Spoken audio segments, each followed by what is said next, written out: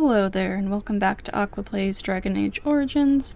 We just escaped the Fade, so now we're ready to finish up the Circle Tower here. And go find what remains of Uldred and take him out. Before I forget here real fast, let me go grab the Litany of Adralla, wherever that might be here. Let me see, is it in Ether? Because we're going to want to stick that... I'm pretty sure I picked it up. There it is. You know, stick that... Oh, it's already... Okay, oh, I guess it automatically puts it in my bar. Sweet. Okay. Because we're going to want to make sure that we use that during the final battle of the area here. So we just want to make sure we have access to that. But anyways, let's see what else we have left for this to do in this floor here. Because I think I like went a little early into the Sloth Demon's room because I wasn't sure which room it was. Didn't remember. Let's see, is this worthwhile? More mana generation. Maybe for win? Let's see. Oh, that's me. Win. Lose mental resistance. See, I think is so one. I don't know how exactly more mana regeneration compares to like just having straight up more mana in general through the one willpower. So I'm actually not sure if that would be better or not. We haven't got any rings for her, right? No, nothing that actually has any stats on it anyway. Here's another codex. Okay, there we go. We finally got that chapter 2, so we'll be able to read those when we get a chance. This is just more of extracurricular studies. If space is your excuse, I will surrender my quarters. If it is about money, I will hire the appropriate people. I will not graduate another student ignorant of weapons that any ditch digger can shove into his ribs. We teach him to append ridiculous glamours on parade arms, but they don't know simple steel. That is criminal. Chanter Bergen. Huh. So... is that just about teaching, like, the mages weapons? Or is it about the Templars? Because they gave the space to the Templars, but I don't know what that means. Anyways, oh, we got some dragonlings. It's like we're back in the Frostback Mountains here. Anyways, freeze them. Shatter them if we can. Nice. And I have Petrify now, so petrify you, and then we could shatter you. Yeah, yes. Maximum shattering. Maximum shattering. Okay. I guess they were, like, researching with dragonlings in here or something. Very well. Implication. Oh, something for, Griffin here. Oh, a couple things. Oh, a bunch of stuff for Griffin, actually. Don't know how much of it will be better than what he has, but that's fun. Let's see, what is this? This is more sloth stuff. Let me see. Come here, come where I can kind of hold your asses. Oop. I think the fire canceled out the cone of cold or something. That's funny.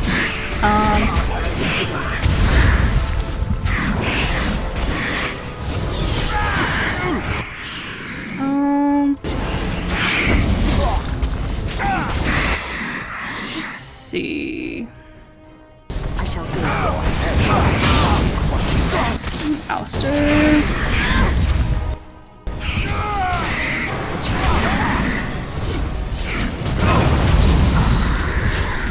There we go. Good job, everyone.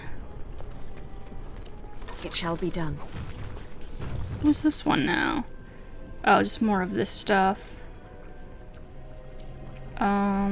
Yeah, just more of them plotting against Irving and whatnot. Let's see.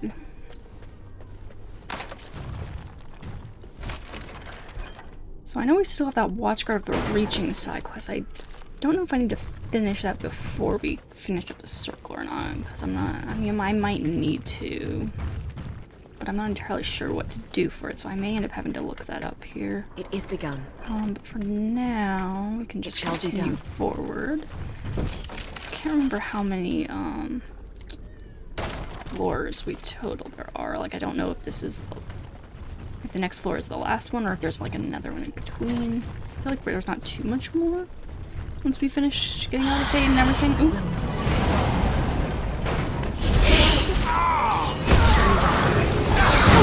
Oh, shoot. What is it? Oh, Greater Rage Demon, no wonder. Okay. Shoot. Ice. More ice. Okay, group heal, please. Oof.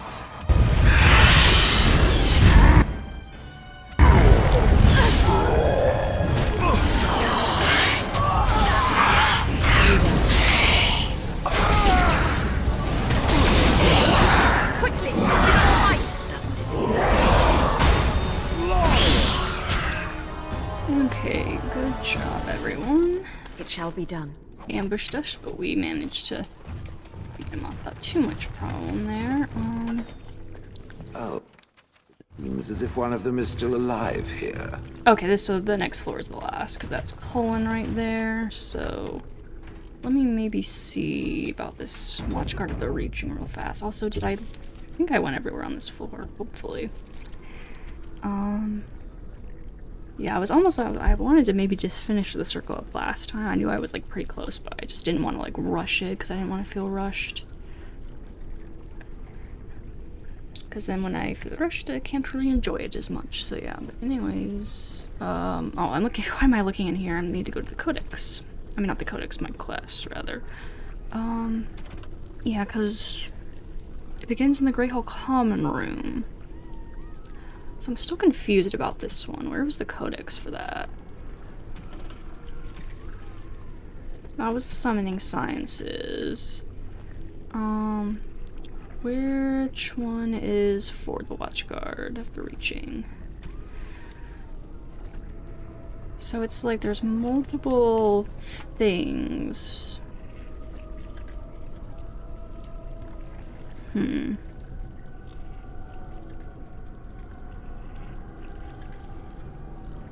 Like, it's multiple statues we've got to do, but I need to do them in the right order.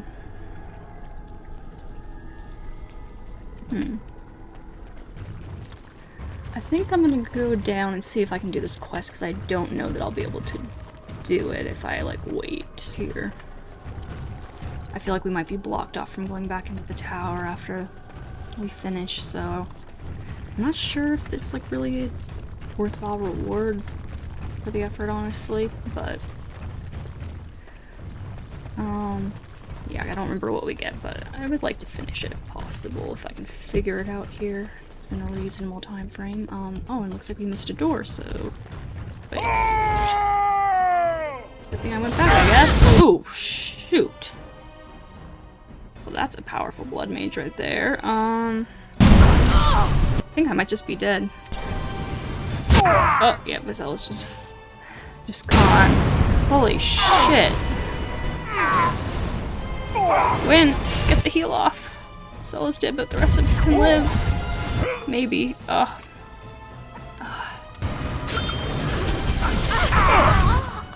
I need you to get her on her ass. And then somehow get everyone else to survive here, man. Let's have at it! I don't know, for some reason the Blood Mage is just standing there doing nothing.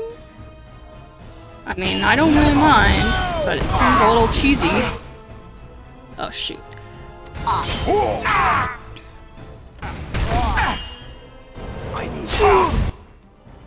don't know why the Blood Mage isn't doing anything. There it did something. Maybe it just can't find us? Because we're through the door?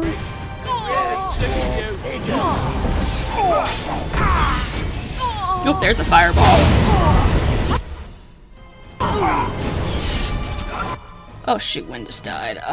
But we might be able to scrape through here.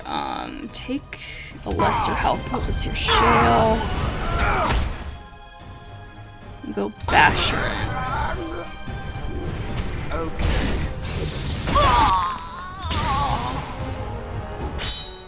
Oh shoot, okay, never mind. We're all just dead. Where did I last save? I almost killed them all there. I should have sent them to, like, get the blood mage sooner, but I thought maybe Wynn can handle it there. Well, okay, where did I last save? I guess here, okay. Well. So all I lost is a bit of walking back this way, huh? Which way did we go again?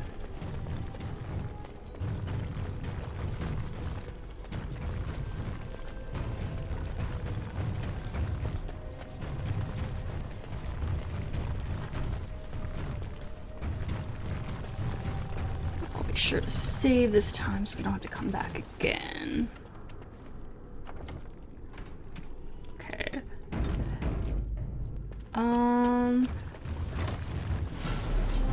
Let's just kind of chill for a second. How did they do that? I don't know if they were using it. Oh, it said trap trigger. Maybe that's what it was. It's a trap. Okay.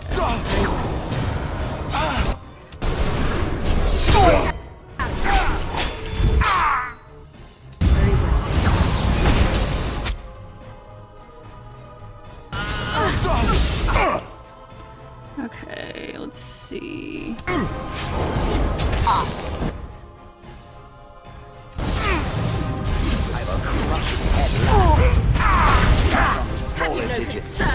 Okay, blood mage gone. That helps significantly. I think I can get a cold in here. Excellent. Let's see if we can get a shatter in here. Yeah. Excellent. Ooh. Almost repeal. Hold on, guys. It shall be done. There we go. As you say. Excellent, excellent. Okay. No deaths that time. Much better. Of course, we knew to hold back a little bit there because there's some kind of trap that stunned everyone. They seem to use it a lot in this place. It's pretty annoying, to be honest. But anyways, Archon robes. Don't think those are any better. Oh, well, they might be better than what Wynn's got on. Hold on. Wynn, what you got on? Nah. What you got on is better. I know these things. Trade manifest must be for a side quest I haven't picked up yet.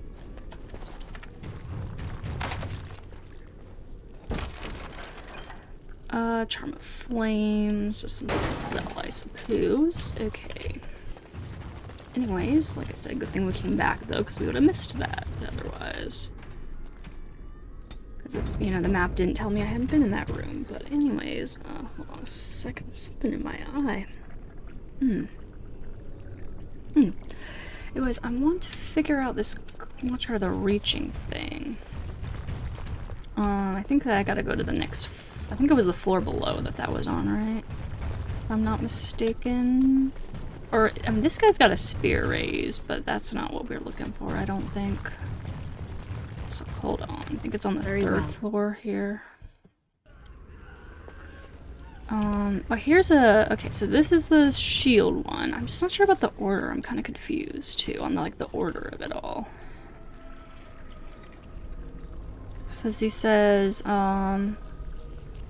shielded from each side. I mean, is this just the last of the statues? I guess so, because there's a shield raised here, too. So is this the first one we have to do? No.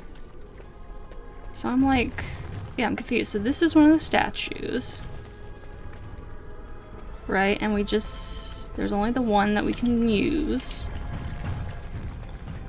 And then there's the other ones, but when we start with the bowl, which is the first one it lists, it's seemingly... Unless the order is not what he says? At the end? Oop, I missed something over here, actually. Whoops.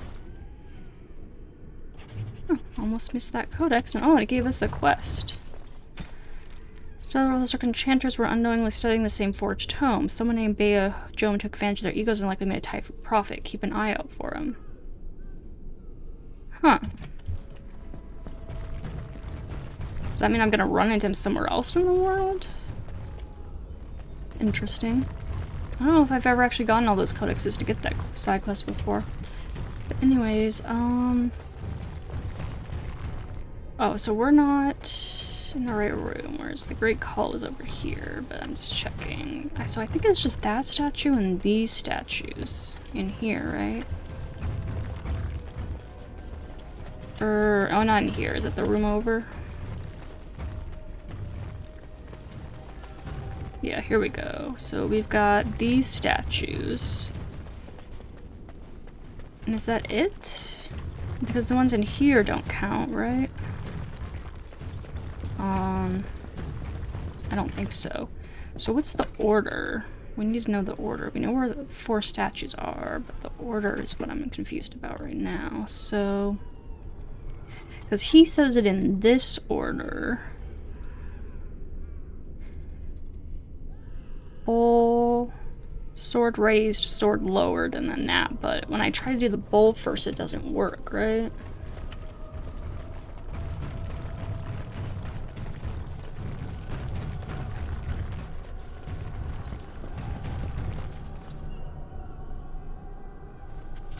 Yeah, it doesn't work. So presumably the order is something else.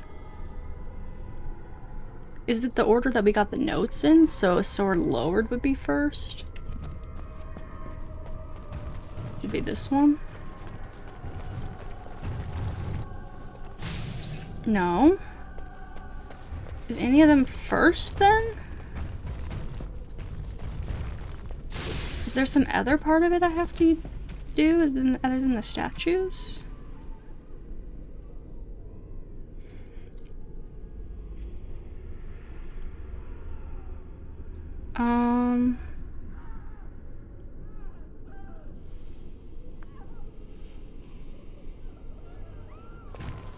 Giant spear raised.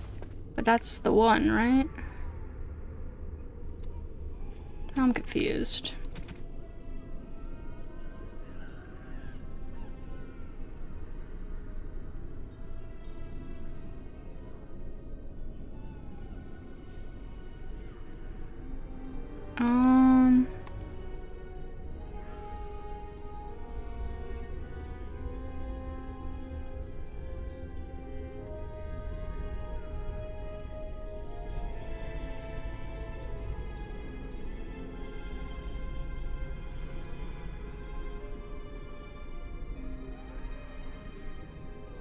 I'm just so confused because the vessel words from another time drip literal power, but the bowl one doesn't work first.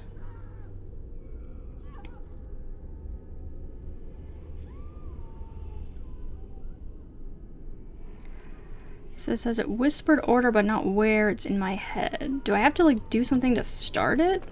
Maybe? Is that why? I'm just kind of confused right now. Because there's this guy with a sword raised. And I assume it would all take place on the same floor here. It wouldn't really make sense otherwise. None of these guys have anything that can be done with them.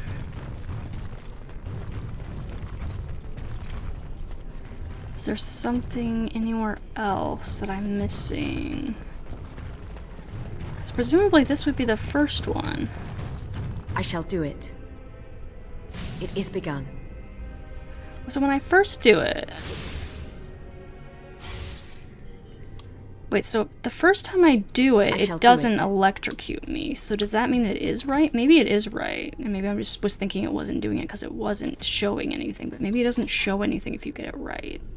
So if we use that one, and then we use sword raised...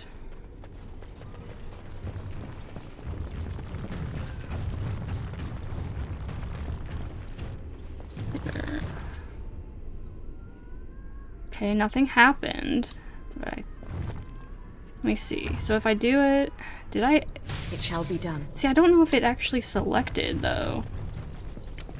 I thought it would have like a little indicator, like when we did the summoning one before. It has that little indicator, but it does nothing the first time I click. So maybe that means it's right. And I've just got to trust that I'm doing it right. that I'm actually clicking it properly. Let's see. So if I do that one, then it should be sword lower than the one in the other room.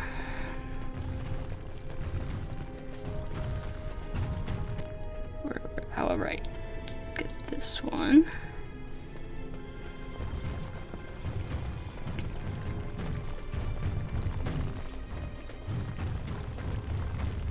Which, that was through here, right?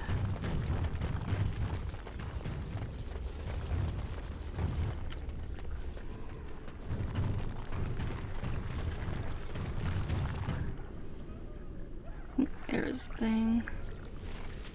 Okay. Something is free in the lowest levels of the tower. Okay. So how do we get to the lower levels of the tower then?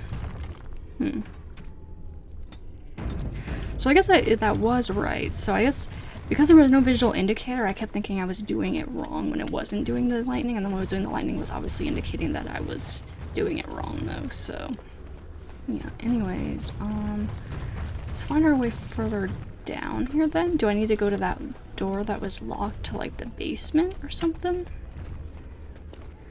I gotta find my way back to second level here, I think. It might be that I can't finish this till after we get to the window. I'm not entirely sure.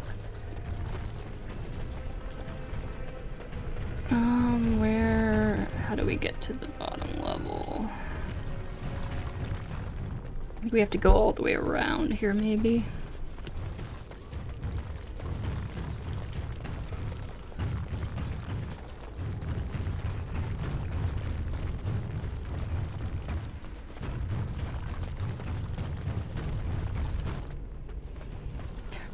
It's so funny how much noise Shale makes, just shambling about through here. Okay, here we go. There's our second level. Do we gotta go down again, probably?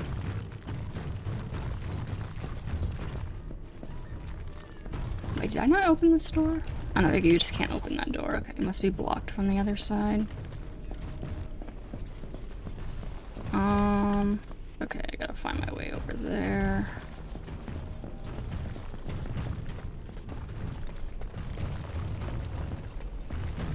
It's just, is it this way?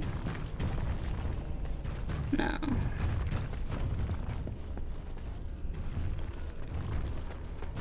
Okay, here we go. It's the first level.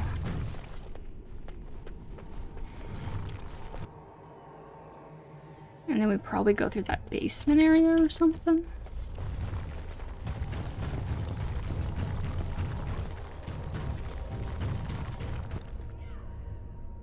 So there was a door to like the basement, which I know you go down during the origin, the Mage origin.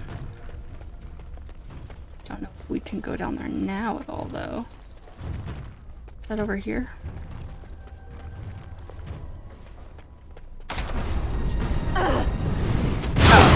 Ooh, I guess we just had to hit the door,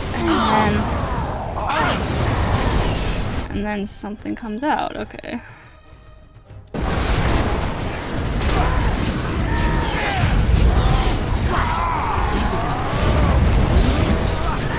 Damn, we get help. So these guys are still here. Sweet. Gonna put the kids in danger with that one though. Anyways, let's see. So Shaw Weird, a collection of powerful but undirected thoughts coalesced in the Fade. Such a being is in direct opposition to singular focus and drive, distraction made flesh. The mind or minds that loose this within the Fade must have been powerful and ancient indeed. So do we get anything out of that? I guess it was just like a lore drop? Oh, here's some loot. It is begun. Oh, we get a nice sword possibly for Sten. Be nice dragon slaying sword, it looks like. And then some more stuff to give to the dwarves whenever we finish the Orzammar quest line. So we can give stuff to the dwarves. Okay, well now that's done, but now we gotta make our way all the way back up the towers to finish. But yeah, I don't know if we would have been able to come back in here to finish that quest if I just went ahead, so better safe than sorry. I feel like, oh, let me check what's that other quest. Someone named Mage took advantage of their egos and likely made a Taibi prophet. Keep an eye out for him. Is that something that's within the tower I actually need to do? It sounds like probably someone we'd run into outside of the tower. Let me just check the codex for that real fast. Here I begin my study, knowing full well it would change the circle forever. Let history mark the date that this work began, 929 Dragons, so that when new calendars are put to paper, the date and fonts to 0.0 is known with certainty. From the mouths of gods finally to the people, through me, Enchanter Fonst. 479 sovereigns plus favors, immortality worth every coin, words of creation, proof of maker. No one must know until translations are complete. I will have first Enchanter, the ear of kings. I will own kings, glory everlasting, Enchanter Modal. Notes on a wondrous discovery, a strange script, uniform by steady hand. Yes, one would expect an agent of the Maker to be steady. In fact, it follows all my expectations of the words the Maker would know. Oh, would bestow, rather. It is perfect, and once it's translated, I will have such fun loading this over the chantry, worth every bit, Enchanter Gaius. Maker, take the vendor, a copy, a fake, why didn't I see? It was obvious, spake, laughing stock, no one must know, Beha Jom, I find him, I'll kill him. The words elude me, but I will defy their obstinateness. Worked by the noble gods or the Maker himself, I will wring their secrets into my hands. I need the essence of the powerful and the pure, and so begins a bloody road, but at the end, God had the keys to the Black City, Enchanter Ronus. Okay, yeah, so it's just some guy selling all these people forged tomes, just scamming them out of their money. Oh, there's some loot over here, I guess. As you say. Oh, and it was a portrait for Sten, so good thing we found that. Because we definitely need all the approval points we can get with Sten. He's still not fond of us at the moment. I don't know if we'll ever really reach much of a fondness with Sten. Yeah, we'll see.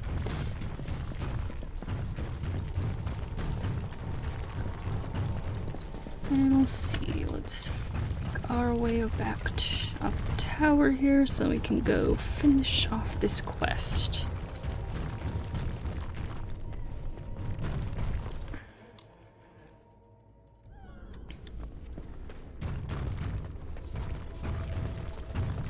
Okay, forward this way.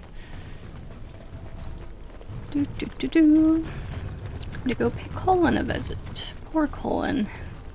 Getting traumatized in here. See a lot more of him in the next game then. And in Inquisition 2 as well. Wonder if he'll be in Dragon Age 4 at all.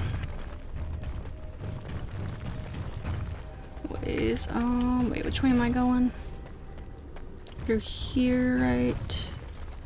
Where the sloth demons hold up. Being all gross and slothy. Okay, fourth floor. I shall do it. Almost back to where we were here.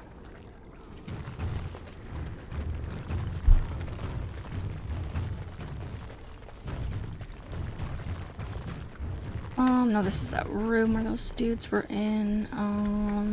Which way do we need to go? That's the way we just came from, right? So I guess this way?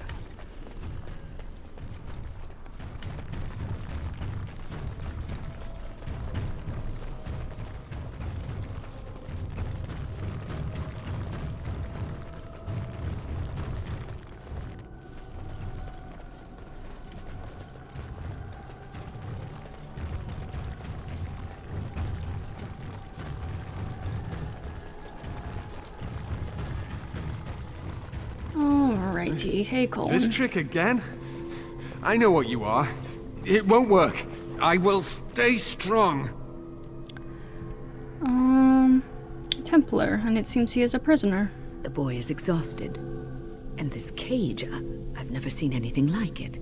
Rest easy. Help is here. Ugh, enough visions. If anything in you is human, kill me now and stop this game. You broke the others, but I will stay strong for my sake. For theirs. sifting through my thoughts, tempting me with the one thing I always wanted but could never have, using my shame against me, my ill-advised infatuation with her. Ugh, a mage, of all things. I am so tired of these cruel jokes, these tricks, these... Yeah, because it's thinking that I'm from the Mage origin here, so I would have known him. But anyways, this is no trick. We're here to help. Silence! I'll not listen to anything you say. Now be gone! Still here. But that's always worked before. I close my eyes, but you are still here when I open them.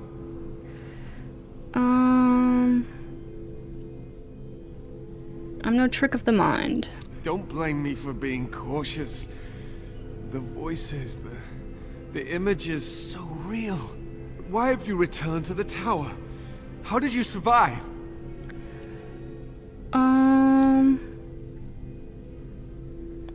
Beat everything my way. Now it's Uldred's turn. Good. Kill Uldred. Kill them all for what they've done. They caged us like animals, looked for ways to break us. I'm the only one left. They turned some into monsters and...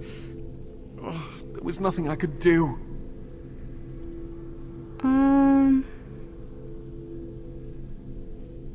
Where are Irving and the other mages? What others? What are you talking about? Irving and the other mages who fought Uldred. Where are they? They are in the harrowing chamber. The sounds coming up from there. Oh, Maker. We must hurry. They are in grave danger, I am sure of it. You can't save them! You don't know what they've become.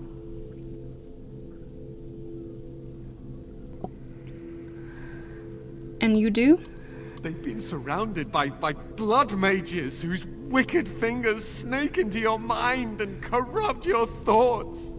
His hatred of mages is so intense. The memory of his friends' deaths is still fresh in his mind. You have to end it now, before it's too late. What do you propose we do? To ensure this horror is ended, to guarantee that no abominations or blood mages live, you must kill everyone up there. I cannot decide on that before seeing what's going on. That is your choice to make, but I beg you to consider what I have to say. You cannot tell Maleficarum by sight. Just one could influence the mind of a king, of a grand cleric.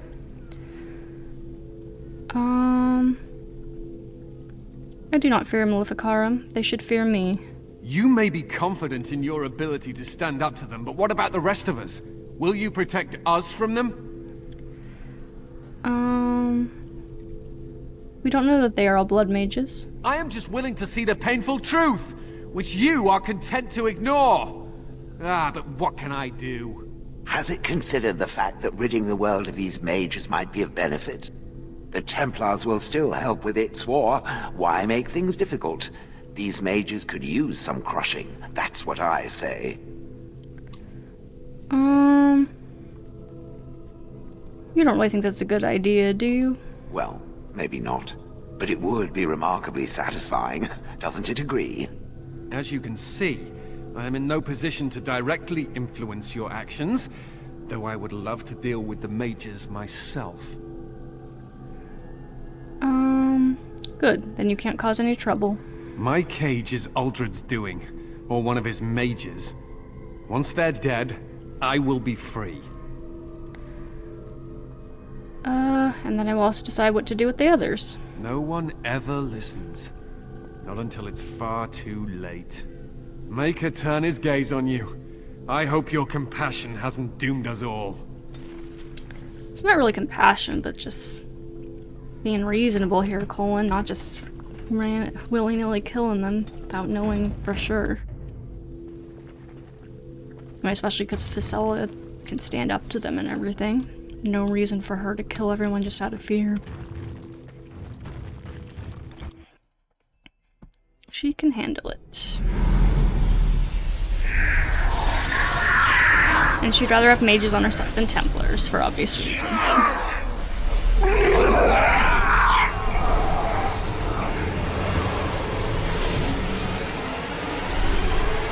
Do you accept the gift that I offer?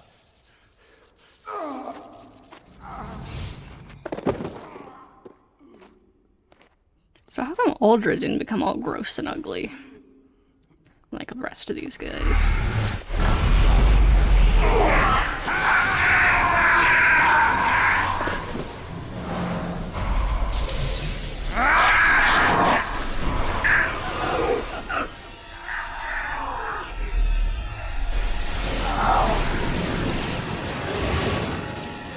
Yeah, see, this guy came out gross and ugly, but Uldred's like, just looks just like himself still. Doesn't fully make sense. Ah, look what we have here. An intruder. I bid you welcome. Care to join in our revels? Take your Uldred. Oh, very observant. I'm quite impressed you're still alive. Unfortunately, that must mean you killed my servants. Naturally, you're not frightened of us at all. Oh, no. Oh, well, they are probably better off dying in the service of their betters than living with the terrible responsibility of independence. You'll soon follow your servants. Wait. Let's not be hasty. I'm trying to have a civilized conversation here. Alright, talk. A mage is but the larval form of something greater. Your chantry vilifies us, calls us abominations, when we have truly reached our full potential. Look at them. The chantry has them convinced. They deny themselves the pleasure of becoming something glorious. You're mad. There's nothing glorious about what you've become, Uldred. Uldred? He is gone. I am Uldred, and yet not Uldred. I am more than he was. I could give you this gift to win. You and all the mages. It would be so much easier if you just accepted it. But some people can be so stubborn. Let's see. Say what you like, I'm still going to kill you. Resistance. Everywhere I go, resistance. How very inconsiderate. Wait, what do we have here? Why, it's the first enchanter. Come, say hello to your old apprentice, Irving. Don't mind the blood. He's had a hard day. What have you done to him? Stop him. He is building an army. He will destroy the Templars, and... You're a sly little fox, Irving, telling on me like that. And here I thought he was starting to turn. Never! That's enough out of you, Irving. He'll serve me eventually. As will you.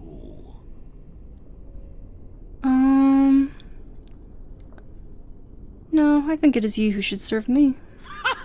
I serve no one.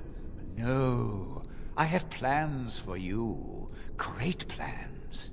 Your raw potential, with the strength of a demon behind it, would be unstoppable. I can do that. I can give you power and a new life. Doesn't sound very appealing to me. I don't think your opinion matters.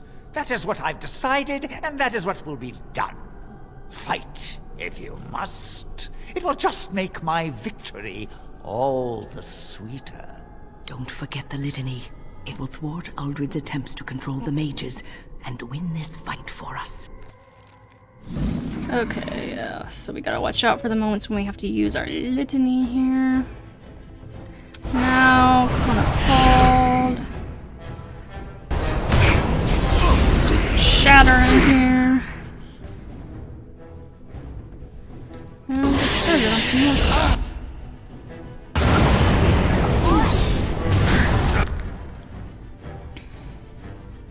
Okay, when you back up here with me.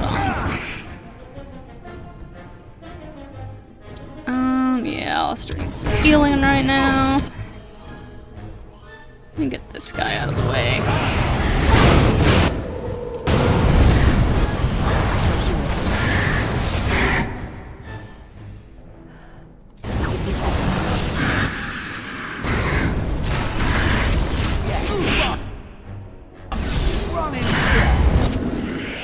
Go. Away with you. There. Some heals on Alistair. Oh, we gotta use the Litany now. There we go. Keep him from getting that mage.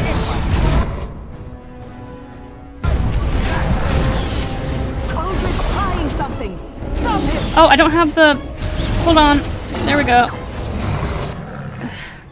As a cooldown win, fortunately. So I do have to keep on here.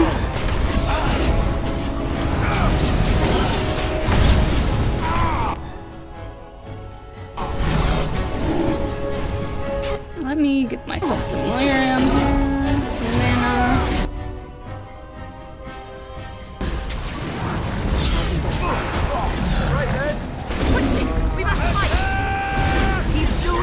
Oop. Yes, Win. I got it. Thanks for the warning. Sure, I got it.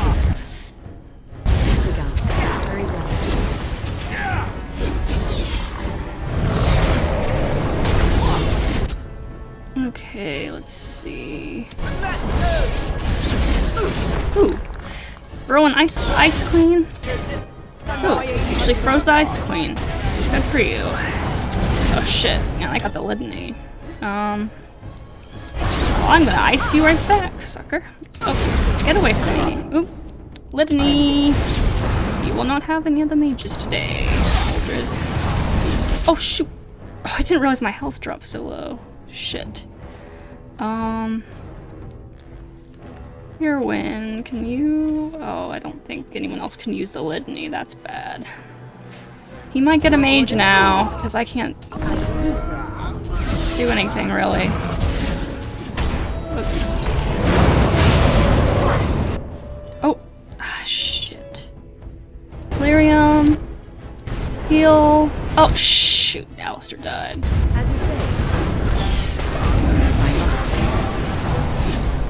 I might have to redo the fight, which is really annoying, because I'm gonna have to redo the full dialogue then too, I think. It's almost dead. Get him, Shale. Take him down. He's so close to death. Survive. I don't want to have to redo the dialogue and everything. Yay, okay. That was a little rough, but we managed to get through. Thankfully he didn't try to take a mage again after Visella died, because we didn't have the Litany then. That would have been bad. Okay. Save. Can I loot real quick before we talk to people? Let's see.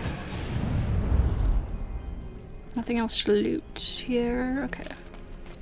Hey, Irving. Maker, I'm too old for this. Irving, are you all right?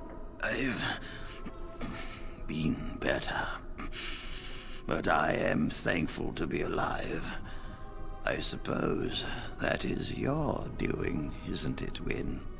I wasn't alone. I had help. Well, for a while you had help, and then most of us to died. see you standing there, but I am glad you have returned. The Circle owes both of you a debt we will never be able to repay. Come, the Templars await. We shall let them know that the tower is once again ours. Very well, lead on. I'll need you to guide me down the stairs. Curse whoever insisted the Circle be housed in a tower. Yeah, I'm pretty sure it was mostly just because he was isolated on a lake. Irving? Maker's breath. I did not expect to see you alive. It is over, Gregor. Aldred is dead. Aldred tortured these mages, hoping to break their wills and turn them into abominations. We don't know how many of them have turned. What? Don't be ridiculous. Of course he'll say that. He might be a blood mage. Don't you know what they did? I won't let this happen again. I am the Knight Commander here, not you. I believe order has been restored to the circle. We will rebuild. The circle will go on, and we will learn from this tragedy and be strengthened by it. We have won back the tower. I will accept Irving's assurance that all is well. But they may have demons within them, lying dormant, lying in wait. Enough! I have already made my decision. Thank you. You have proven yourself a friend of both the Circle and the Templars.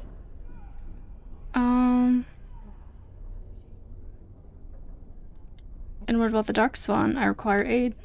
I promised you aid, but with the Circle restored, my duty is to watch the mages. They are free to help you, however. Speak to them. And what will the Templars do? For now, I will have to oversee a sweep of the tower. There may be some survivors, and we should do our best to tend to them. Please excuse me. And Irving, it is good to have you back. I'm sure we'll be at each other's throats again in no time. Alrighty then. Here we are, the tower in disarray, the circle nearly annihilated. Oh, it could have been much, much worse. I am glad you arrived when you did. It's almost as though the Maker himself sent you. The light drove me here to seek aid. The least we can do is help you against the Darkspawn. I would hate to survive this, only to be overcome by the Blight. So I have your word? You have my word. As first enchanter, the Circle will join the Grey Wardens in the fight. Irving, I have a request. I seek leave to follow the Grey Warden. When we need you here, the Circle needs you. I appreciate the sentiment, Irving. But the Circle will do fine without me. The Circle has you. This woman is brave and good, and capable of great things. If she will accept my help, I will help her accomplish her goals. Let's see. I would be honored to have you join me, Win. You were never one to stay in the tower when there was adventure to be had elsewhere. Why stay when I can be of service elsewhere? Then I give you leave to follow the Grey Warden. But know that you always have a place here. There is much to be done here, and I must go. You must forgive me for not being a proper host. I understand. Till we meet again. When the time comes, we will stand beside you.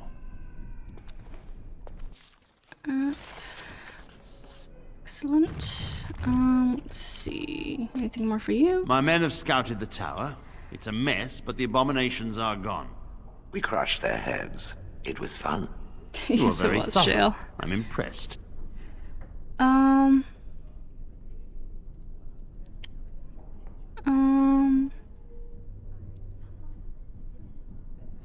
Someone had to do it. And I am thankful you arrived when you did. All is well, but I'm afraid I can't stay. I shan't keep you then. Farewell. Colin? I wish I could have gone with them. To fight. Yeah, but then you would have died, Colin. What they said about Grey Wardens is true. You proved that. Yep. I am Gladys. And so are my companions, who also helped immensely, especially when I fought on the battlefield. Anyways, hey, Quartermaster. You really killed all those abominations? I didn't think it was possible. I thought we'd all die here. I'm sure you need supplies after that, don't you? Yeah. Well, mostly I need to sell some shit here.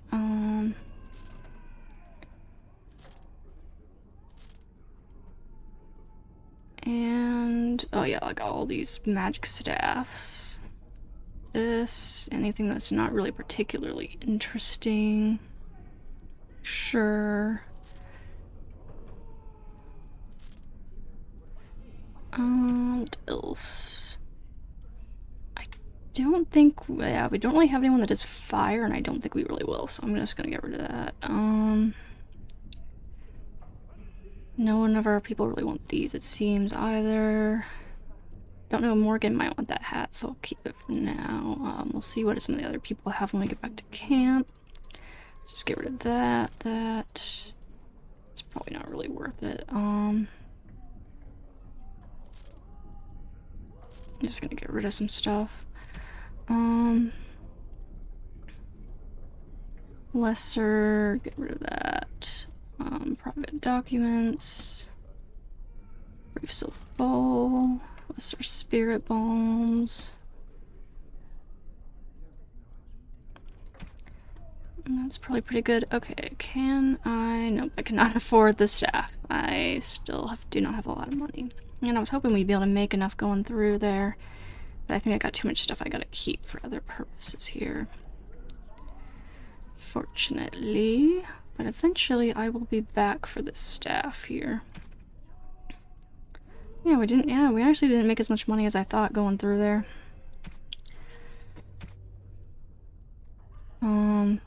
But yeah, anyways, I will leave it there. Once we get enough money, I will come back and grab the staff. Or actually, did we want the staff? I can't remember now. You really killed. I'm sure you need supplies after that. Did I actually want the staff? No, I'm trying to remember. Was it the staff that I wanted?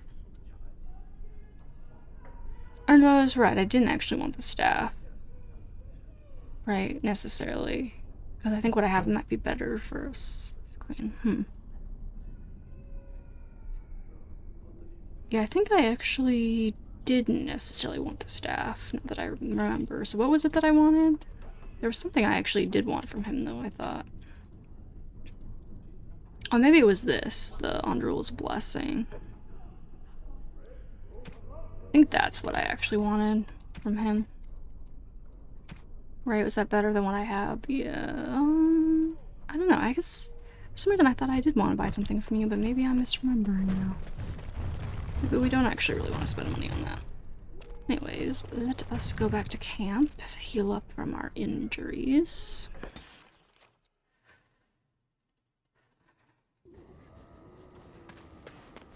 And we can check people out first of all. Any more level ups to take care of while I'm in here?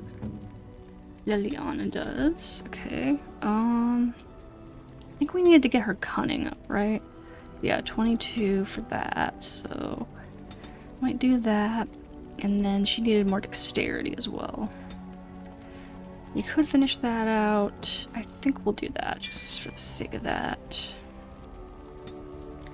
And then anyone else? Levrin? I guess it was just like a rogue level up here. You need dexterity and cunning, I believe, as well.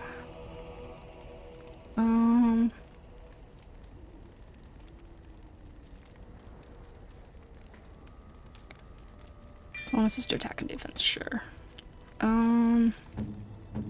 Sten, you leveled up. You mostly need strength, I believe, like just lots of strength. And then we can give you two-handed sweep, or I guess we'll give you bonus damage against golems and their constructs. I don't think I'm going to take you to Orzammar, but just in case I do. And then I think that's all the level ups, right? Oh, no, Morgan leveled up. I think she does need some extra magic for some stuff that we want to get for her. But we were going on this path for her for now. And then I think that's everyone now, though. Oh, no, Griffin. Forgot about Griffin. Just strength, probably. Honestly. Okay, is that everyone now? Yes, okay. Everyone is all leveled up. So let's see if we got any equipment for people. Sten, do you want the sword? Eventually we'll have to go find your sword, but for now, yeah, this would be better, I think. Oh, so it has a lower critical chance. So higher base damage, lower critical chance. Otherwise, kind of the same. So both low and lower critical damage, but you do get fire resistance and damage versus dragons, which is kind of nice. So I think we will swap you onto that sword. Plus it's a sword, which I think you like better than an axe anyway.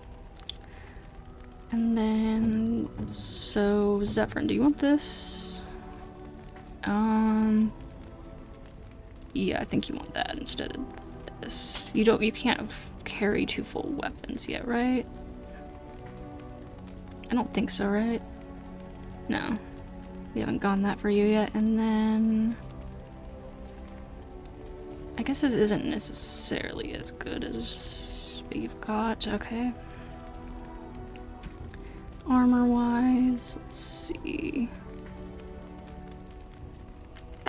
I guess we keep what you have. What about gloves?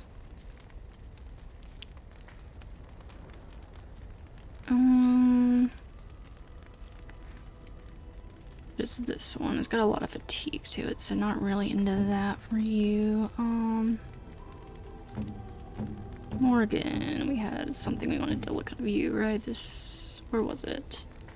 Libertarian's Cowl. That might be better for you. Griffin, we got a lot of stuff for you. Let me check you out real fast. Where are you? Physical resistance. Armor penetration, armor, fire resistance. So it really depends on what we're going up against. I feel like physical resistance might be just nicer in general for you. And then this, I like what you have is probably better. Okay. And then we don't have any accessories left. Okay. And then Sten, do you want any of this stuff? Probably not. Oh, Liliana.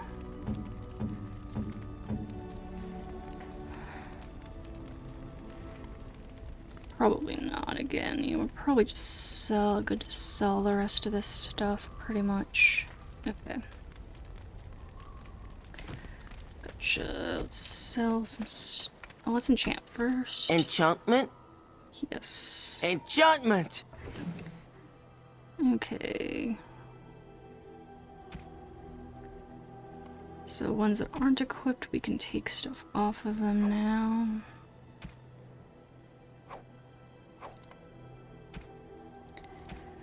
So Alistair has Starfang. We've got some electricity damage. Let's give him some cold damage. And I guess we'll give him spell resistance. Maybe swap this out, because we do take Alistair with us a lot of the time. And then Sten can have this paralyzed rune. And some fire damage, I guess. Zevran, you can take this on this one, I guess. Okay. And then we'll sell Are you some sure I can't stuff. interest you in this hat? I'm sure. Okay, let me sell the stuff we're not using then. Keep that one for when Zevran can wield 2 and full-size weapons. But get rid of some of this other stuff I don't need.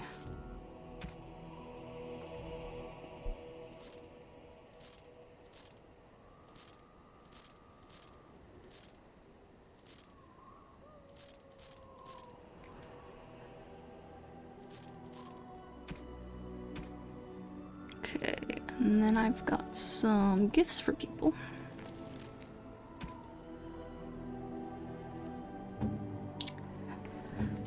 Sten, I've got a portrait here for you. Unexpected. Thank you. Griffin, I got you a bone.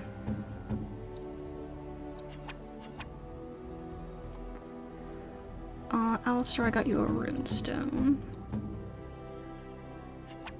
Is that for me? Really? Zevran, you can have this gold bar. You have excellent taste. We'll wait till she talks about the grimoire to give that to her, but Leon, I can have this amulet. Oh, how dear of you. Morgan, you can take this little chain. A fine gift. You have my thanks. When I think you want the book here. A generous gift. Thank you ever so much. Stone for sale. Pretty much everyone getting something this time, so that's cool. Ooh, shiny. Oh, Wynn has some wine to go with your book. A generous gift. Thank you ever so much. And I think that's it for now for gift giving.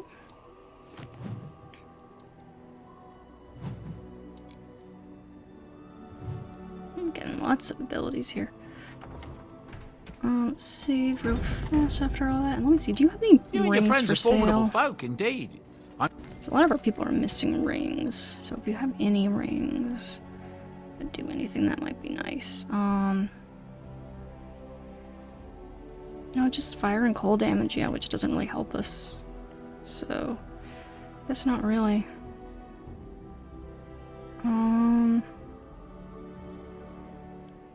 Spell word would be nice. I don't know what I want to focus on really money-wise here for some of the bigger stuff. Expensive things. Yeah, I'm not entirely sure.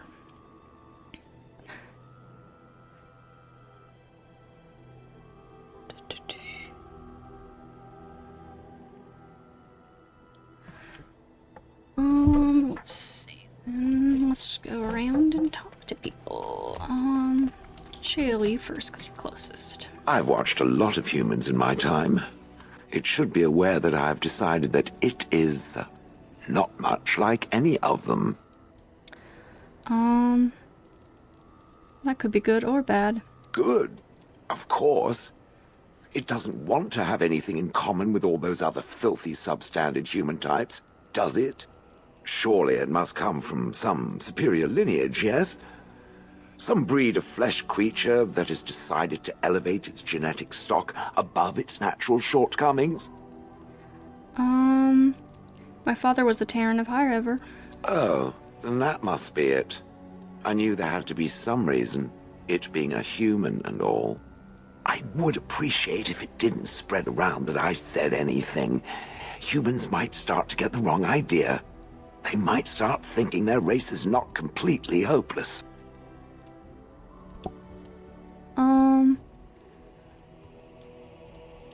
Yeah, I'll keep it to myself.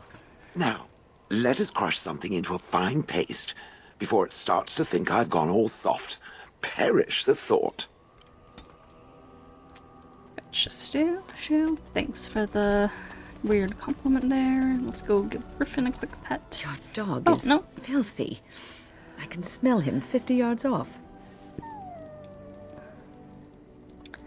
I'm sure you're exaggerating. That may be so, but all the same, I would like your permission to bathe him.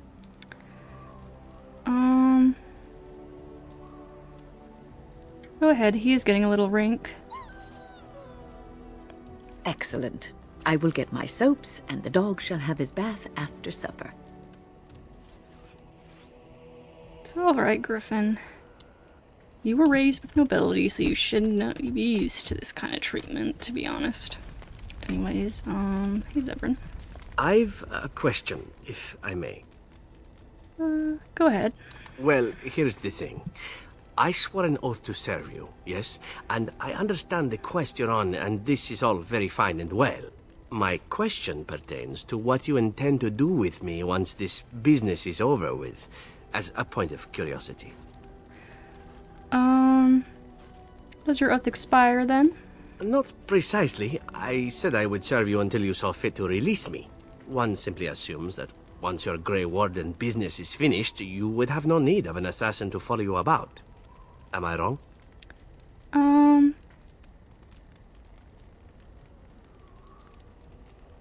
will always need a servant, trust me. I see. Then I shall have to brush up on my shoe-shining skills, won't I? It is good to know what my options might be, but that is for another time. For now, we have much to do, yes? Oh wow, that was a lot of disapproval. But Visella's just being honest, you know. She's a bit of a arrogant noble. To be helped. And she's also, you know, being a human noble. And for Eldon, at least a little racist toward elves, probably, to be honest.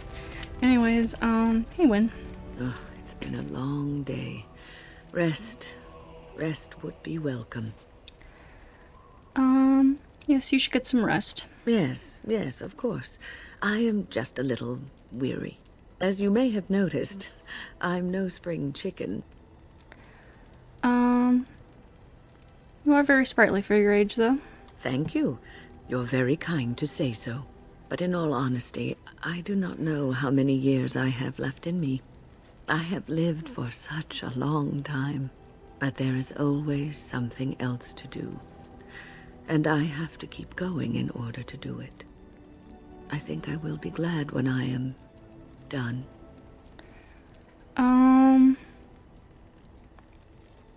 You're not allowed to be done quite yet. Oh, no.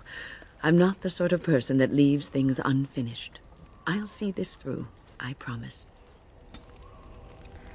Alrighty then. Hey, Liliana. Something I can help with? I just talk to you about something. Yes? What's on your mind? Why did you decide to come to Ferelden? My mother was from Denerim, and I consider myself a Ferelden. Mother served an Orlesian noblewoman who lived here when Orlais ruled. When Orlais was defeated and the common folk began to resent the presence of any Orlesian, the lady returned to Orlais. She took my mother with her. I was born in Orlais and did not set foot in Ferelden till much later. Mother was always telling me stories of her homeland. I think she missed it. Was she not happy in Orlais? She wasn't unhappy. We had a good life, and she liked Orlais well enough. I loved it, though. Val was so vibrant, colorful. Mother died when I was very young. Lady Cecily let me stay with her. I had no one else. She was quite old then, and she had me study music and dance to entertain her. It is unfair that I have more memories of Cecily than my mother. What was Cecilia like? She was an elderly lady, very refined and proper. She had impeccable manners and taste, more so than a lot of Orlesian ladies. Cecily was also kind. My mother was unmarried and with child.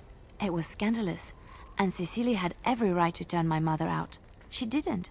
Strangely, the only thing I really remember of Mother was her scent. She kept dried flowers in her closet amongst her clothes. Small white Ferelden wildflowers with a sweet fragrance.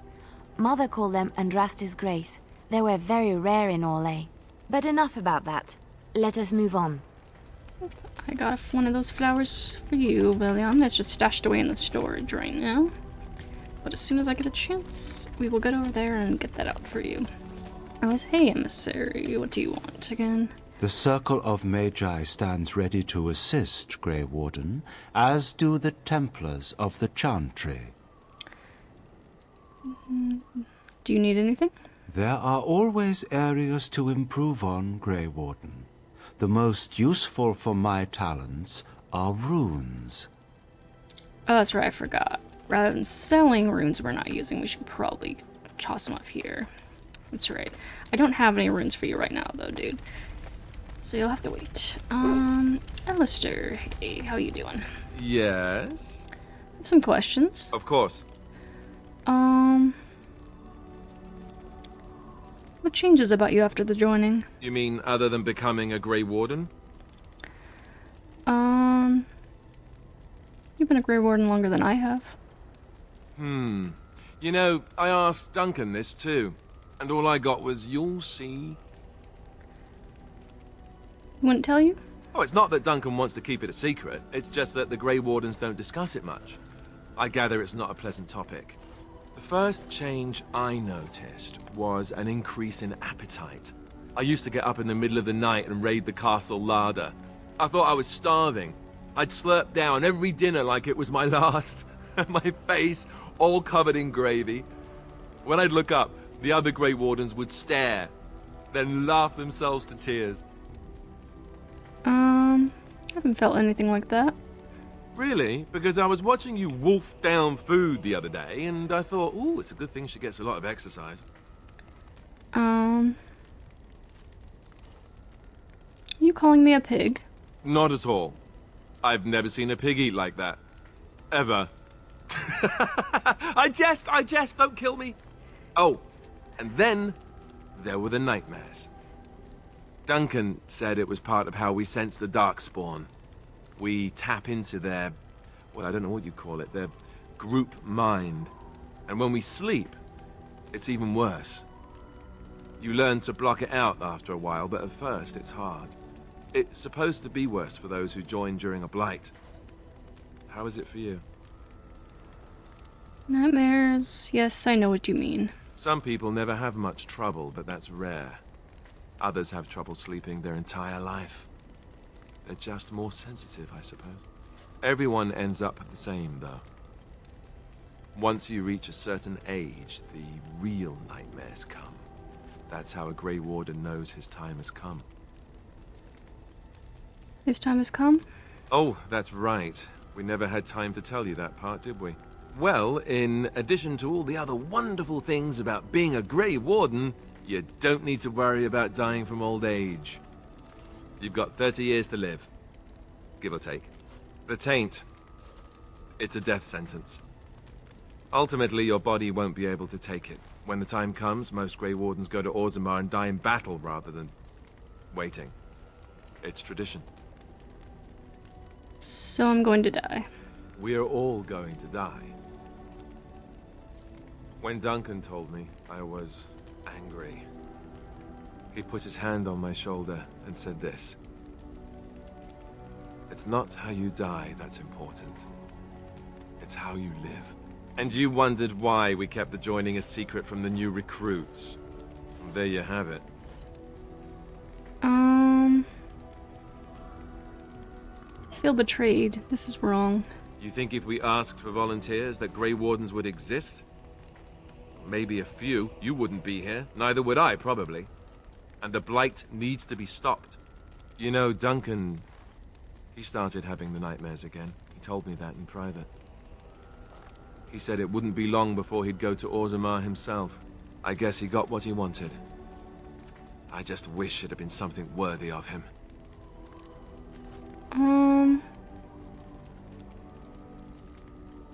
He will be remembered, Alistair, as will the others. I know. Ending the Blight should make this all worthwhile, right? Yeah, Alistair didn't like me being... but Visella does not want to die. I mean, she didn't want to join the Grey Wardens to begin with, and especially now knowing that it's, like, given her a death sentence and everything, she's not exactly happy about that. Anyways, Hastin, anything to talk about? You are not quite as callow as I thought. That is unexpected. Thanks, I guess. You're welcome. So will you tell me now why you were caged? I caged myself. A weak mind is a deadly foe, as you are no doubt aware. Are you saying you put yourself in that cage? I know that my failures were my own. I told you before that I was sent here. I was not sent alone. I came to your lands with 7 of the Beresad, my brothers, to seek answers about the Blight. We made our way across the Ferelden countryside without incident, seeing nothing of the threat we were sent to observe. Until the night we camped by Lake Calenhad. They came from everywhere. The earth beneath our feet, the air above us. Our own shadows harbored the Darkspawn. I saw the last of the creatures cut down, too late. I fell. What happened to the other Kunari? I am told no others survived. I don't know how long I lay on the battlefield among the dead, nor do I know how the farmers found me. I only know that when I woke I was no longer among my brothers, and my sword was gone from my hand. Probably dropped it on the battlefield. Perhaps. I searched for it, and when that failed I asked my rescuers what had become of it. And then? I killed them. With my bare hands. I did. I knew they didn't have the blade. They had no reason to lie to me. I panicked. Unthinking, I struck them down. You panicked over a lost blade? That sword was made for my hand alone. I have carried it from the day I was set into the Beresad. I was to die wielding it for my people. Even if I could cross Ferelden and Tevinter unarmed and alone to bring my report to the Arishok, I would be slain on sight by the Antam. They would know me as soulless, a deserter. No soldier would cast aside his blade while he drew breath.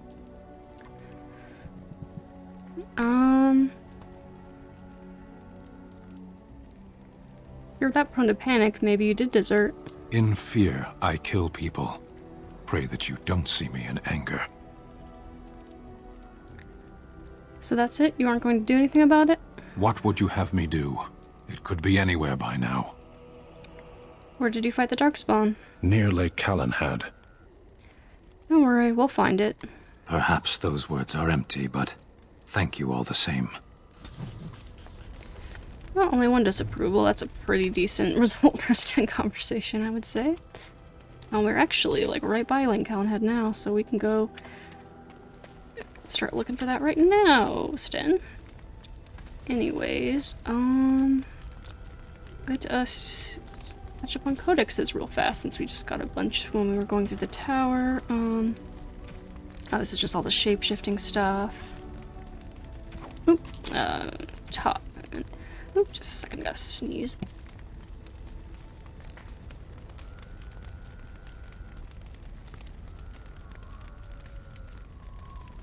Alright, sorry about that. Let's see. Is this new? Just about abominations. Okay, ghoul. What the blight does not destroy, it corrupts. Any creature infected with the darkspawn taint that does not have the good fortune to die outright becomes a ghoul, a twisted shadow of itself. The name originally comes from men, whether human, dwarven, or elven, who became tainted, usually while being held as a captive food source by the darkspawn. They would turn cannibal, preying on other captives, slaves to the will of the archdemon, driven mad by pain.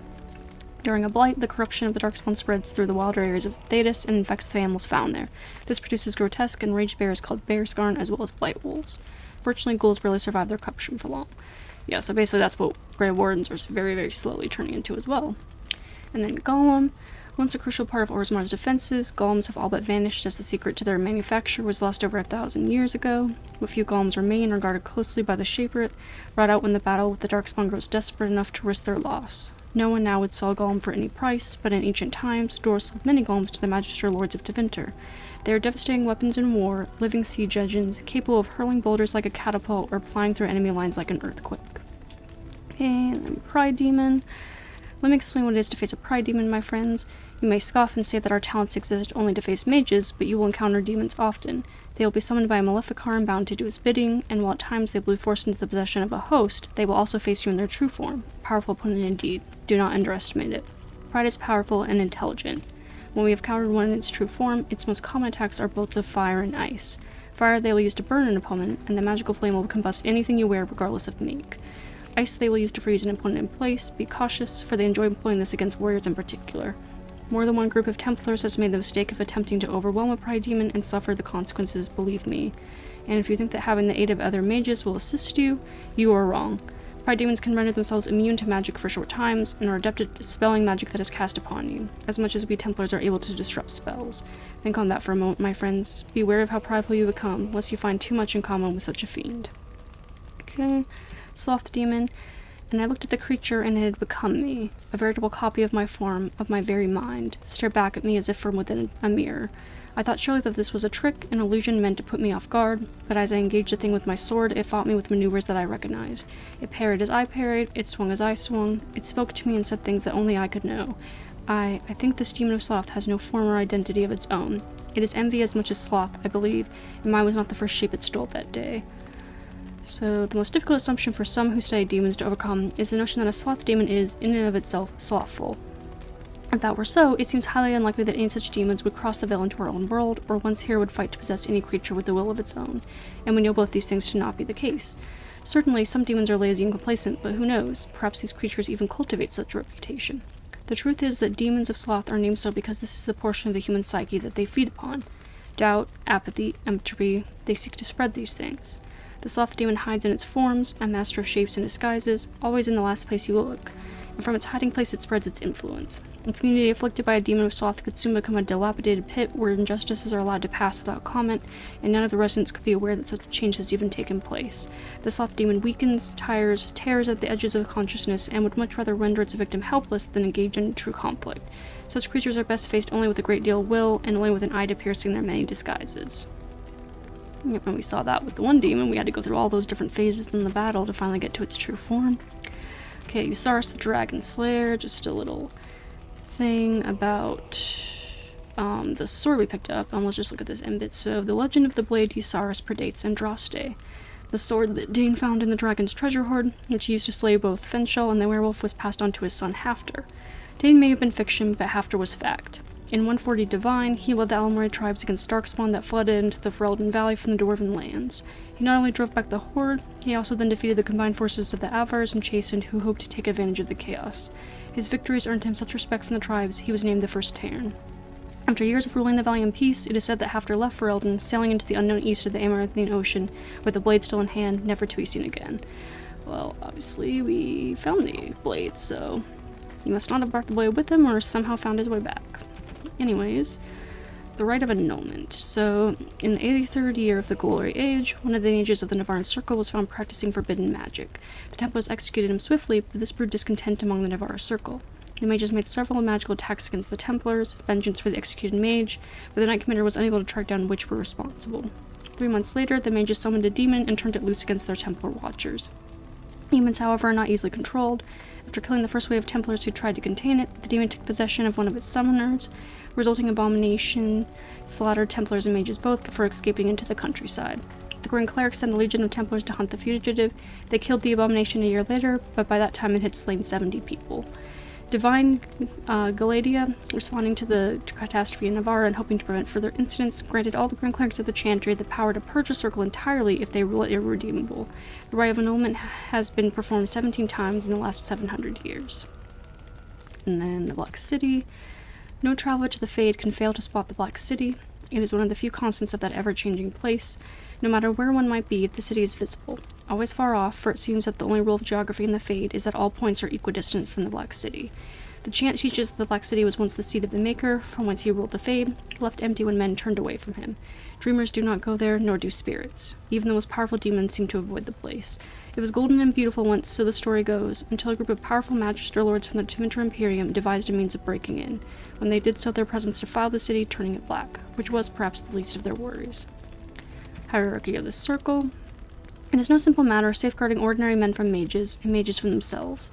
Each circle tower must have some measure of self-government, for it is ever the Maker's will that men be given the power to take responsibility for our own actions, to sin and fail, as well as to achieve the highest grace and glory on our own strength. You, who will be tasked with the protection of the circle, must be aware of its workings. The first enchanter is the heart of any tower. He will determine the course the circle will take, he will choose which apprentices may be tested and made full mages, and you will work most closely with him. Assisting the first enchanter will be the senior enchanters, a small council of the most trusted and experienced magi in the tower. From this group, the next first enchanter is always chosen. Beneath the council are the enchanters. These are the teachers and mentors of the tower, and you must get to know them in order to keep your finger on the pulse of the circle, for the enchanters will always know what is happening among the children. All those who have passed their harrowing but have not taken apprentices are mages. This is where most trouble in the circle lies, in the idleness and inexperience of youth. The untested apprentices are the most numerous denizens of any tower, but they are more often post-arts themselves due to their lack of training than to anyone else. So, history of the circle. It is a truth universally acknowledged that nothing is more successful in inspiring a person to mischief as being told not to do something. Unfortunately, the chanter of the Divine Age had some trouble with Oswiu's truce. Although it did not outlight magic, quite the contrary, as the chanter relied upon magic to kindle the eternal flame which burned in every brazier and every chantry, it relegated mages to lighting candles and lamps, perhaps occasional dusting of rafters and eaves. I will give my readers a moment to contemplate how well such a rule satisfied the mages of the time. It surprised absolutely no one when the mages of Valrayo, in protest, snuffed the sacred flames of the cathedral and barricaded themselves inside the choir loft. No one, that is, but Divine Ambrosia II, who was outraged and attempted to order an exalted march upon her own cathedral. Even her most devout Templars discouraged that idea. For 21 days, the fires remained unlit while negotiations were conducted, legend tells us, by shouting back and forth from the loft. The mages went chilling into exile in a remote fortress outside the capital, where they would be kept under the watchful eye of the Templars and a council of their own elder magi. Outside of normal society and outside of the Chantry, the mages would form their own close society, the Circle, separated for the first time in human history. And then the harrowing. Among apprentices of the Circle, nothing is regarded with more fear than the harrowing. Little is known about this rite of passage, and that alone would be cause for dread. But it is well understood that only those apprentices who pass this trial are ever seen again. They return as full members of the Circle of Magi. Of those who fail, nothing is known. Perhaps they are sent away in disgrace, perhaps they are killed on the spot. I heard one patently ridiculous rumor among the Circle at Ravane, which claimed that failed apprentices were transformed into pigs, fattened up, and served at dinner to the senior enchanters. But I could find no evidence that the Ravane Circle ate any particular quantity of pork. Alright then, lyrium. More than half the wealth of Orzammar comes from a single, extremely rare substance, lyrium. The Chantry believes it to be the waters of the Fade, mentioned in the Canticle of Threnodies, the very stuff of creation itself, from whence the Maker fashioned the world. Only a handful of mining caste families hazard extracting the ore, finding veins in the stone quite literally by ear. For in its raw form, lyrium sings, and the discerning can hear the sound even through solid rock. Even though dwarves have a natural resistance, raw lyrium is dangerous, for all but the most experienced of the mining caste to handle. Even for dwarves, exposure to the unprocessed mineral can cause deafness or memory loss. For humans and elves, direct contact with the lyrium ore produces nausea, blistering of the skin, and dementia. Mages cannot even approach unprocessed lyrium, doing so is invariably fatal. Despite its dangers, lyrium is the single most valuable mineral currently known. In the Adventure Imperium, it has been known to command a higher price than diamond. The dwarves sell very little of the processed mineral to the surface, giving the greater portion of what they mine to their own smiths, who use it in the forging of all truly superior dwarven weapons and armor. What processed lyrium is sold on the surface goes only to the Chantry, who strictly control the supply. From the Chantry, it is dispensed both to the Templars, who make use of it in tracking and fighting Maleficarum, and to the Circle. In the hands of the Circle, lyrium reaches its fullest potential. Their former craftsmen transform it into an array of useful items, from the practical, such as magically hardened stone for construction, to the legendary silver armor of King Calenhad. When mixed into liquid and ingested, lyrium allows mages to enter the Fade fully aware, unlike all others who reach it only while dreaming. Such potions can also be used to aid in the casting of especially taxing spells, for a short time granting a mage far greater power than he normally wields. Lyrium has its costs, however. Prolonged use becomes addictive, the cravings unbearable. Over time, Templars grow disoriented, incapable of distinguishing memory from present or dream from waking. They frequently become paranoid, as the worst memories and nightmares haunt their waking hours. Mages have additionally been known to suffer mystical mutation. The Magister Lords of the Adventure Imperium were widely reputed to have been so affected by their years of lyrium use that they could not be recognized by their own kin, nor even as creatures that had once been human. I wonder what they look like. And now the cardinal rules of magic. You must not be under the misimpression that magic is all-powerful. There are limits, and not even the greatest mages may overcome them. No one, for instance, has found any means of traveling, either over great distances or small ones, beyond putting one foot in front of the other. The immutable nature of the physical world prevents this. So no, you may not simply pop over to Minrathous to borrow a cup of sugar, nor may you magic the essay you forgot in the apprentice dormitory to your desk. You will simply have to be prepared. Similarly, even when you send your mind into the Fade, your body remains behind. Only once has this barrier been overcome, and repealing the spell required 2/3 of the lyrium of the Adventure Imperium, as well as the lifeblood of several hundred slaves. The results were utterly disastrous. Finally, life is finite. A truly great healer may bring someone back from the very precipice of death, when breath and heartbeat have ceased but the spirit still clings to life. But once the spirit has fled the body, it cannot be recalled. That is no failing of your skills or power, it is simple reality. Okay, for skills of magic creation. Opposition in all things, for earth sky, for winter summer, for darkness light. By my will alone is balance sundered, and the world given a new life. Threnodies 5:5. So the School of Creation, sometimes called the School of Nature, is the second of the schools of matter, the balancing force and complement of entropy. Creation magic manipulates natural forces, transforming what exists and bringing new things into being. Creation requires considerable finesse, more than any other school, and is therefore rarely mastered. Those mages who have made a serious study of creation are the highest in demand, useful in times of peace as well as war. So then entropy. The second of the two schools of matter, entropy is the opposing force of creation. For this reason, it is often called the school of negation. Nothing lives without death. Time inevitably brings an end to all things in the material world, and yet in this ending is the seed of a beginning. A river may flood its banks, causing havoc, but bring new life to its floodplain. The fire that burns a forest ushers in new growth, and so it is with entropic magic that we manipulate the forces of erosion, decay, and destruction to create anew. Alright, primal. Sometimes called the School of Power, the primal school is the second of the schools of energy, balanced by spirit, and concerns the most visible and tangible forces of nature itself. This is the magic of war. Fire, ice, and lightning. Devastation. This is what the vast majority imagines when they hear the word magic. Okay, and then spirit. The first of the two schools of energy, spirit is opposed by the primal school. It is the school of mystery, the ephemeral school. This is the study of the invisible energies which surround us at all times, yet are outside of nature. It is from the fate itself that this magic draws its power. Students of the school cover everything from direct manipulation of mana and spell energies to the study and summoning of spirits themselves. By its nature, an esoteric school, as most others know virtually nothing about the Fade, studies of spirit magic are often misunderstood by the general populace, or even confused for blood magic, an unfortunate fate for a most useful branch of study. Then, beyond the veil, spirits and demons. It is challenging enough for the casual observer to tell the difference between the Fade and the creatures that live within it, let alone between one type of spirit and another. In truth, there is little that distinguishes them, even for the most astute mages. Since spirits are not physical entities and are therefore not restricted to recognizable forms, or even having a form at all, one can never tell for certain what is alive and what is merely part of the scenery. It is therefore advisable for the inexperienced researcher to greet all objects he encounters. Typically, we may use the term spirit to refer only to the benign, or at least less malevolent, creatures of the Fade, but in truth all the denizens of the realm beyond the veil are spirits. As the Chant of Light notes, everything within the Fade is a mimicry of our world. A poor imitation, for the spirits do not remotely understand what they are copying. It is no surprise that much of the Fade appears like a manuscript translated from Tevinter into religion and back again by drunken initiates. In general, spirits are not complex, or rather they are not complex as we understand such things. Each one sees them on a single facet of human experience: rage, hunger, compassion, hope, etc. This one idea becomes their identity. We classify as demons those spirits who identify themselves with darker human emotions and ideas. The most common and weakest form of demon one encounters in the Fade is the rage demon. They are much like perpetually boiling kettles, for they exist only to vent hatred, but rarely have an object to hate. Somewhat above these are the hunger demons, who do little but eat or attempt to eat everything they encounter, including other demons. This is rarely successful. Then there are the soft demons. These are the first intelligent creatures one typically finds in the Fade. They are dangerous only on those rare occasions that they can be induced to get up and do harm. Desire demons are more clever and far more powerful, using all forms of bribery to induce mortals into their realms. Wealth, love, vengeance, whatever lies closest to your heart. The most powerful demons yet encountered are the pride demons, perhaps because they, among all their kind, most resemble men. Okay, and then the Tranquil. The Tranquil are the least understood but most visible members of the Circle. Every city of respectable size boasts a circle of Mage shop, and every one of these shops is run by a Tranquil proprietor. The name is a misnomer, for they are not tranquil at all, rather they are like inanimate objects that speak. If a table wished to sell you an enchanted penknife, it could pass as one of these people. Their eyes are expressionless, their voices monotone. Incomparable craftsmen they might be, but they are hardly the sort of mages to put ordinary folk at ease. Okay, and then the Veil. I detest this notion that the Veil is some manner of invisible curtain that separates the world of the living from the world of the spirits, whether it be called the Fade or the Beyond is a matter of racial politics I refuse to indulge in at the moment. There is no this side and that side when it comes to the Veil. One cannot think of it as a physical thing or a barrier or even a shimmering wall of holy light. Thank you very much for that image, your perfection. Think of the Veil instead as opening one's eyes.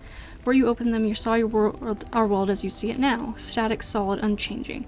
Now that they are open, you see our world as the spirits see it. Chaotic, ever-changing, a realm where the imagined and the remembered have as much substance as that which is real. More, in fact. A spirit sees everything as defined by will and memory, and this is why they are so very lost when they cross the Veil. In our world, imagination has no substance. Objects exist independently of how we remember them or what emotions we associate with them. Mages alone possess the power to change the world with their minds, and perhaps this forms the nature of a demon's attraction to them. Who can say? Regardless, the act of passing through the Veil is much more about changing one's perceptions than a physical transition. The Veil is an idea. It is the act of transition itself, and it is only the fact that both living beings and spirits find the transition difficult that gives the Veil any credence as a physical barrier at all. Yeah, it's all very interesting, all the stuff about the magic. I always enjoyed the lore of the magic of Dragon Age. And then, let's see, what do we have in here that's new? Tevinter Imperium. So the Imperium is little more than a dilapidated old slattern, crouching in the far north of Thetis, drunkenly cursing at passers-by to recall her faded beauty. One can see that Minrathous was once the center of the world. The vestiges of power and artistry yet stand, but they are buried in the layers of filth that the Imperium's decadence has accumulated over the ages. The Majocracy live in elegant stone towers, literally elevated above the stench of the slaves and peasants below. The outskirts of Minrathous are awash in a sea of refugees turned destitute by the never-ending war between the Imperium and the Qunari. And yet the Imperium survives. Whether with sword or magic, Tevinter remains a force to be reckoned with. Minrathous has been besieged by men, by Qunari, by Andraste herself, and never fallen. Righty then. And we're going to be going there in Dragon Age 4, so that'll be exciting. But anyways, characters. This is just updating us on the different characters that we've encountered. Okay, and then books and songs. We finally got Legend Calenhead Chapter 2, so we can read that now. So, with the allegiance of Arl Mirrodin, Calenhead began his rise to greatness. Some of Mirrodin's allies also pledged allegiance, but most thought him foolhardy. A boy commoner was to lead them and become king. Over the years that followed, however, Calenhead would prove himself worthy of Mirrodin's trust. With each victory, he won over more men to his command, and his reputation as a man of honor spread. Eventually, during his campaign against the Lowland Banorn, he met his most infamous friend and companion, the vaunted warrior Lady Shayna. Calenhead married the famously beautiful daughter of Mirrodin, Marin, and his firm belief in the ways of the Chantry became the staple of his court. In a time when the Chantry was still new to the lands and courts, following Andraste held the majority of the power in Ferelden, Calenhead began to solidify the nation as one in line with the other nations around it. This piety eventually won over to Calenhead those faithful in Ferelden who had been waiting for such a leader. With Lady Shayna at his side, Calenhead was unstoppable, and by 542 Exalted, the war for Ferelden had come down to one final battle against the collective forces of Simeon, Tyrion of Demerym, and the most potent noblemen in the land. Calenhead persuaded the Circle of Magi to come to his aid, as well as the Ash Warriors, and in the Battle of White Valley he famously defeated Tyrion, Simeon, and united the nation. During the battle, Simeon nearly killed Calenhead, but Lady Shayna intervened and took the wound for him, slaying Simeon. Calenhead was crowned king in Denerim that year, with Marin his queen, but he spent much of the months that followed nursing Lady Shayna back to health. Calenhead's Ferelden was peaceful for a time, with the Chantry spreading quickly under the king's guidance. Everywhere the king and queen went, they were surrounded by cheering crowds. The common folk celebrated Calenhead as one of their own who had achieved the impossible, and trade opened up with many outside lands for the first time in Ferelden's existence. But as with many such golden ages, it was not to last. Now, in Chapter 3, Calenhead's legend tells that Lady Shayna harbored a love for her king that went beyond friendship, a love that she had kept secret out of her sense of duty and honor. Of course. You knew, anyone could see that coming, man. You have a female character that's super prominent next to the male character, almost always. Well, a lot of this, at least in stories. So then, when offered a love potion by a witch in disguise, a witch who would later turn out to be the vengeance-seeking sister of Arl Simeon, Lady Shayna gave in to temptation. She used the potion on Calenhead, but Queen Marin discovered the two of them together that night, and broken-hearted, fled Denerim to return to her father. She told Mirrodin everything, and he angrily threatened to revoke his support of Calenhead and begin anew the civil war. It is said that Lady Shayna felt remorseful at her mutilation of her best friend's heart and confessed her use of forbidden magic to the court. Although her life was forfeit, Calenhead forgave Lady Shayna for what she had done and refused to have her executed.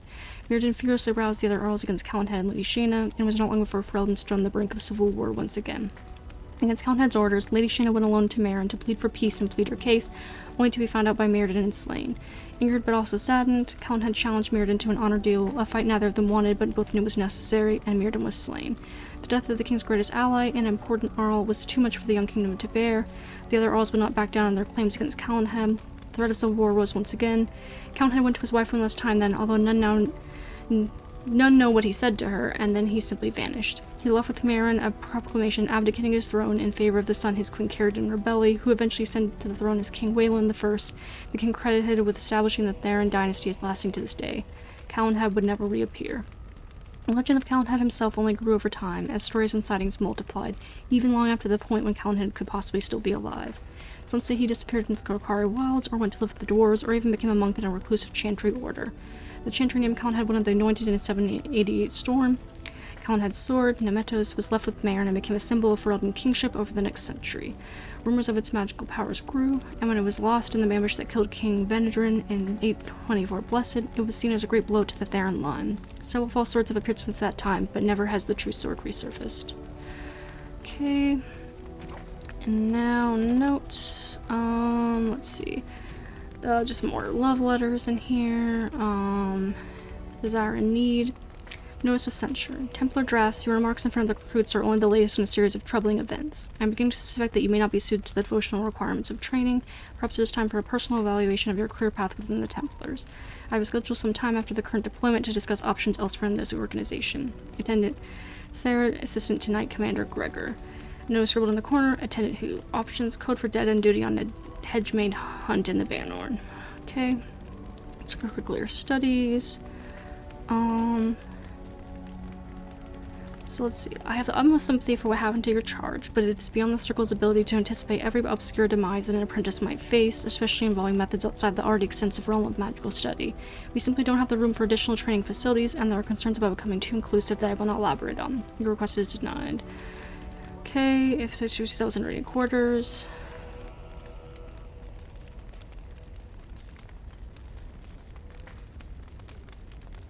So basically they wanted to teach the mages how to like fight with weapons, and then they denied that and basically took over the space that they were going to use for that for the Templars to prevent them from being able to be trained with weapons. That's kind of fucked up.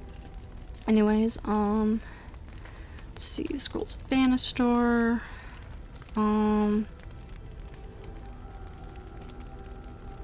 Alrighty, let's see, letter of termination. So these are the letters we're going to be handing out to the apprentices. So, my dear apprentice, I have sent this courier with this note to officially end your period of apprenticeship. I harbor you no ill will, for despite your complete incompetence, you have failed to do lasting harm to myself or my work. Sadly, I won't have a chance to witness your floundering attempts at improvement. When you return from your current errand, your apprenticeship will be over. Now hurry, I have dire need of the supplies I sent you to procure. So the mage tears through, yeah, as if they'll bring you your supplies after all that. Okay, then. Alrighty, well, since we're right by Lake Calenhad here, let's go see about Sten's sword here. Just throw together a thing here. Come on, Sten. Yes. Oh, and we can have him piss on the boat.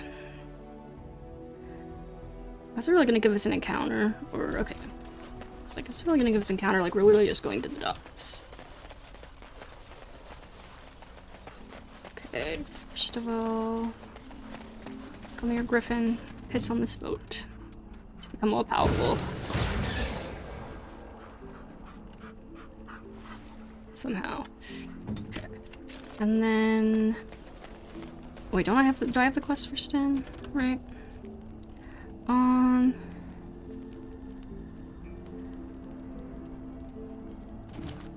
Isn't this where it was? You called.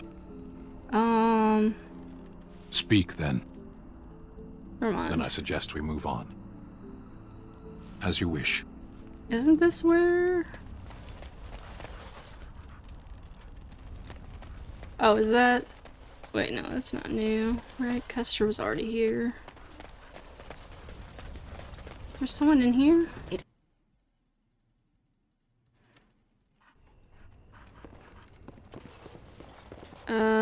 No, I think yours is just bugged, Welcome right? back to the Spoiled Princess. How may I serve you today? Of course. If there's anything I can get you, just let me know. Wait, aren't we supposed to come here? For his quest for the sword? I'm confused. Isn't there supposed to be someone here now that we talked to? Like a grave robber dude? Or there, oh, maybe it's up here. I think I walked right by it. Yep, I walked right by him. Back off! I was here first! Who are you? That doesn't matter none to you. I'm an honest businessman. I wasn't bothering nobody, and I was here first. You're surrounded by corpses. They're mine! Not literally, you understand. They're not my bodies. I mean, I only got one and I'm not dead or nothing, but I was here first. You haven't seen a sword lying around here, have you?